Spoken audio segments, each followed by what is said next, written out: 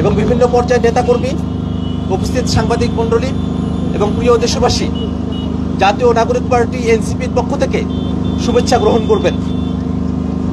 জাতীয় নাগরিক party NCP বাংলাদেশে 24-এর অভ্যুত্থানের পরবর্তীতে এই অভ্যুত্থানের আকাঙ্ক্ষাকে ধারণ করে অভ্যুত্থানের আকাঙ্ক্ষাকে বাস্তবায়নের নিমিত্তে সারা বাংলাদেশ ব্যাপী আমরা আমাদের কর্মসূচি শুরু করেছি।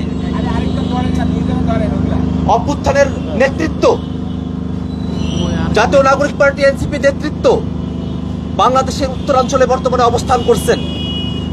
বাংলাদেশের মানুষ, আপামর সাধারণ জনগণ যে স্বতঃস্ফূর্ত অংশগ্রহণের মধ্য দিয়ে জাতীয় নাগরিক পার্টি এনসিপি নেতৃবৃন্দকে গ্রহণ করেছে, সেখান থেকে স্পষ্ট করে আমরা বলতে পারি, যতই ককটেল বিস্ফোরণ ঘটানো হোক, যতই বোমা বিস্ফোরণ ঘটানো হোক, জাতীয় নাগরিক পার্টি এনসিপির নেতৃত্বের থেকে, জাতীয় নাগরিক পার্টি এনসিপির আদর্শ থেকে বাংলাদেশের সাধারণ মানুষকে আলাদা করা যাবে না।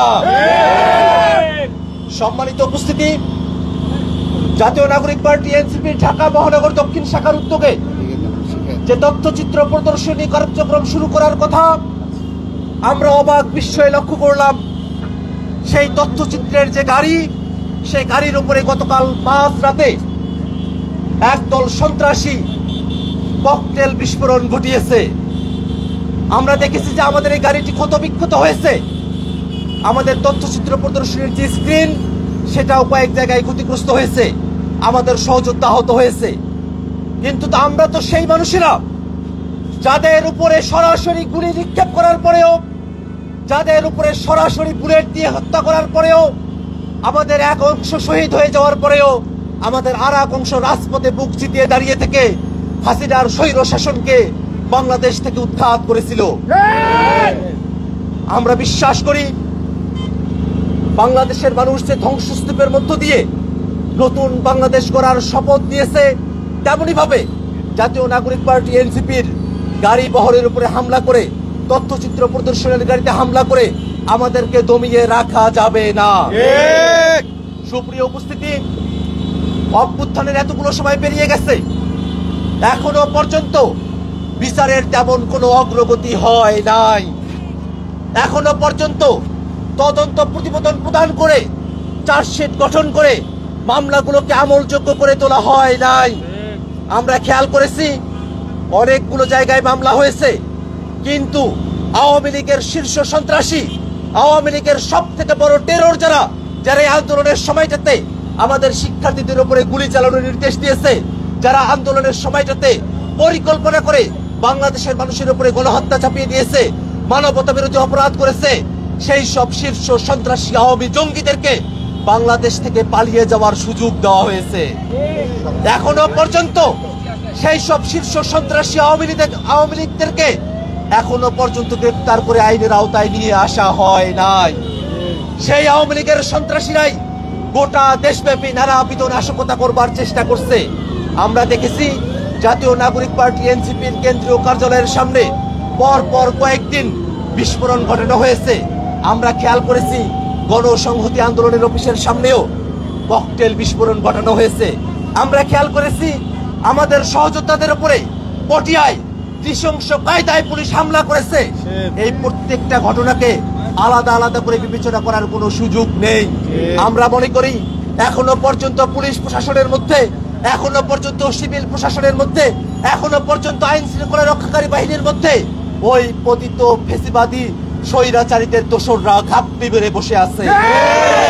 আমরা সরকারের কাছে আহ্বান জানাই, অভ্যুত্থানের সরকার হিসেবে আপনাদের প্রধানতম কর্তব্য হলো প্রশাসনের মধ্যে, আইন শৃঙ্খলা রক্ষাকারী বাহিনীর মধ্যে আওয়ামী প্রেতাত্মা, আওয়ামী দোসর যারা লুকিয়ে আছে তাদেরকে খুঁজে বের করে আনে তাদের বিরুদ্ধে যথাযথ ব্যবস্থা গ্রহণ করতে হবে। সম্মানিত উপস্থিতি, জাতীয় নাগরিক পার্টি এনসিপি সারা দেশে তাদের যে পদযাত্রার কর্মসূচি গ্রহণ করেছে, সেই পদযাত্রা কর্মসূচির অংশ হিসেবে জাতীয় নাগরিক পার্টি এনসিপির ঢাকা মহানগর শাখার উদ্যোগে আজকে যে তথ্যচিত্র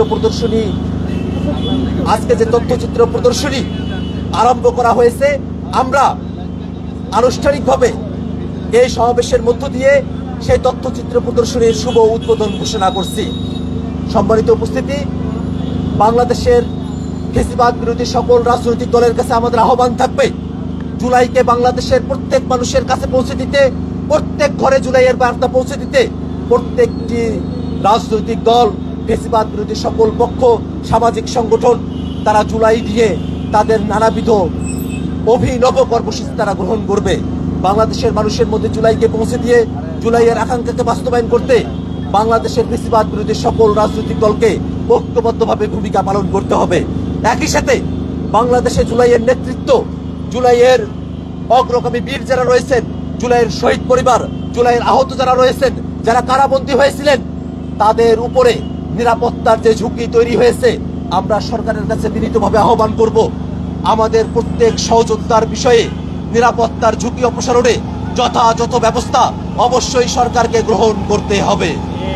সুপ্রিয় উপস্থিতি, আজকের এই অনুষ্ঠানে আমরা যে তথ্যচিত্র প্রদর্শনীগুলো দেখব, সেগুলোতে আপনারা দেখবেন কিভাবে স্বৈরাচারী সরকার বাংলাদেশের সাধারণ জনগণের উপরে নির্বিচারে তারা গুলিবর্ষণ করেছে, কিভাবে বাংলাদেশের মানুষকে তারা নির্যাতন করেছে, হত্যা করেছে, তারা গুম করেছে, তারা খুন করেছে।